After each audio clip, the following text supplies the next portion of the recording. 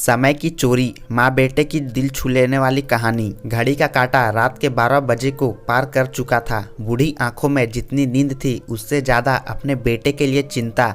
उसी बेटे की चिंता जो अक्सर अपने काम के चलते रात को देरी से आया करता था। माँ तो माँ होती है, ये जानते हुए भी कि बेटा देर से भले ही आता है लेकिन भूखा नहीं रहता। किसी पार्टी में या फिर खुद के ऑफिस में ही खाना खा लेता है, फिर भी बिना उसके घर पहुंचे अन्न का एक भी दाना अपने पेट में नहीं डालती थी, इस उम्मीद में कि खाने के टेबल पर ही बेटे के साथ थोड़ा समय बिता सके और अपने अकेलेपन को दूर कर सके। अकेलापन इसीलिए क्योंकि इकलौता बेटा, वो भी कुंवारा, और दुनिया को 3 साल पहले अलविदा कर चुके पति, जिनके जाने के बाद बेटे ने उनका कारोबार अच्छे से संभाल लिया और दिन और रात को ज़्यादातर समय बाहर ही बिताने लगा। हाँ, एक काम वाली बाई अंजलि थी जिससे वो थोड़ा बातें कर लिया करती थी, लेकिन वो बेचारी भी क्या करती, उसको और जगहों पर भी काम पर जाना होता, इसीलिए वो भी उन्हें ज़्यादा समय नहीं दे पाती। अब रात के 2 बज चुके थे। माँ अभी भी बेटे का इंतजार कर रही थी कि तभी दरवाजे की बेल बजी। माँ तुरंत उठी और जल्दी से दरवाज़ा खोला। बेटा फट से घर के अंदर घुस गया। माँ ने उसे डांटते हुए कहा, आज फिर से लेट। बेटा चिढ़ते हुए बोला, क्या मुझे शौक है, मीटिंग थी ज़रूरी। माँ बोली, अच्छा चिढ़ मत, चल खाना खा ले, तेरे पसंद की सब्जी बनाई है। बेटा फिर ऊंची आवाज़ में बोला, माँ तुमसे कितनी बार कहा मेरा इंतज़ार मत किया करो, खाना खा कर सो जाया करो, क्यों खुद को और मुझे परेशान करती हो। बेटे के मुंह से आ रही शराब की दुर्गंध को पहचान माँ बोली, तू शराब पीकर आया है, तुझे शर्म नहीं आती। बेटा चिल्लाकर बोला, हाँ तो कौन सा पाप कर दिया है मैंने, चुपचाप खाना खाओ और सो जाओ, आपकी बकवास सुनने के लिए वक्त नहीं है मेरे पास। बेटा गुस्से से अपने बेडरूम में चला गया और सीधे जाकर बेड पर लेट गया। नशे के कारण अगले ही मिनट उसे गहरी नींद आ गई। माँ उसके कमरे में आई, उसके जूते और मोजे उतारे, उसे चादर ओढ़ाई और पास बैठकर उसके सिर पर हाथ फेरते हुए गहरी सोच में डूब गई। घंटे भर वहाँ बैठने के बाद अपने कमरे में जाकर सो गई। सुबह बेटे के कमरे का दरवाजा पर अंजलि ने दस्तक दी। नींद में ही बेटे ने पूछा, कौन है। अंजलि बोली, मैं हूँ मालिक, कमरे में झाड़ू लगाना है। बेटा बिना आंखें खोले ही बोला, ठीक है, सफाई करके दरवाजा बंद करके जाना। अंजलि अपने काम में लग गई। झाड़ू मारते मारते अंजलि की नज़र बेड के नीचे पड़े वॉलेट पर पड़ी, जिसमें कुछ जरूरी कार्ड्स के साथ ही कई नगद रुपये भी थे। अंजलि ने वॉलेट उठाया, एक बार वॉलेट को और एक बार सोते हुए अपने मालिक को देखा, फिर वॉलेट को उसके तकिए के पास रख कर चली गई।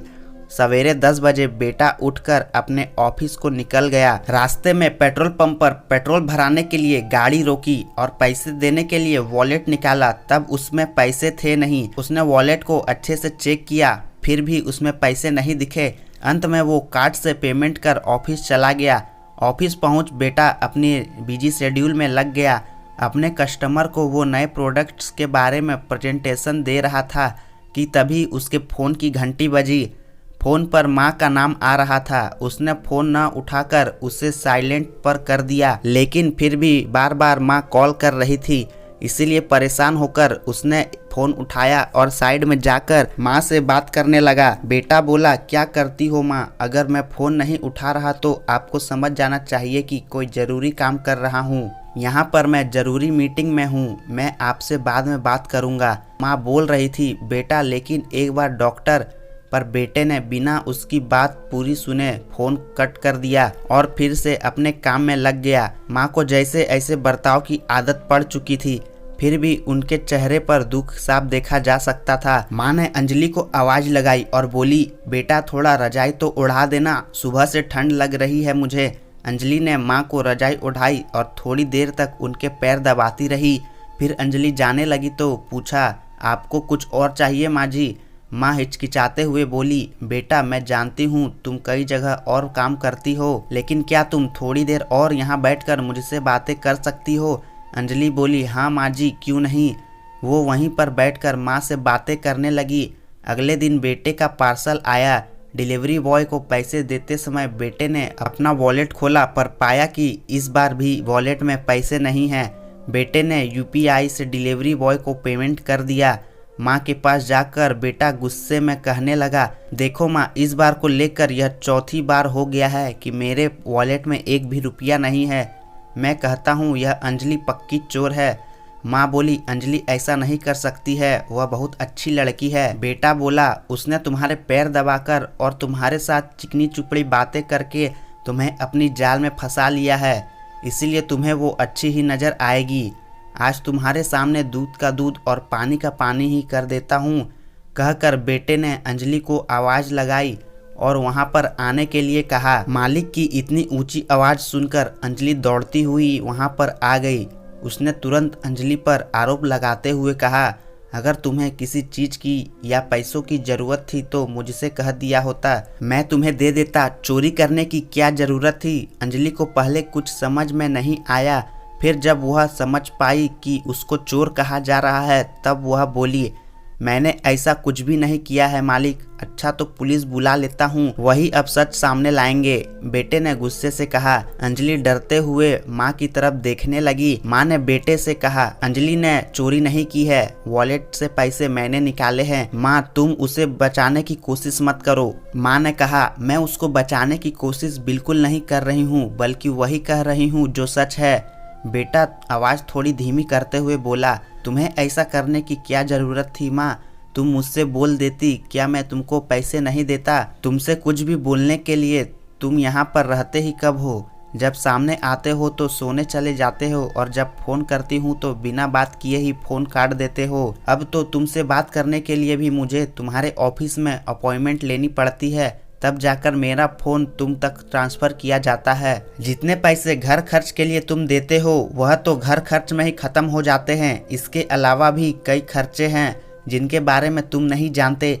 आजकल मैं कितनी बीमार हो जाती हूँ, तब अंजलि ही मुझे डॉक्टर के पास ले जाती है और मेरी दवाई करवाती है। और तो और बेचारी अपने दूसरे जगहों की काम छोड़कर मेरे कहने पर मेरे साथ समय बिताती है, जिससे मेरा अकेलापन थोड़ा कम हो पाता है। तो मेरा भी फर्ज बनता है उसे उसकी एक्स्ट्रा सर्विस के लिए एक्स्ट्रा पैसे दूं। इसीलिए मैंने तुम्हारे वॉलेट से पैसे निकाल कर उसे दिए।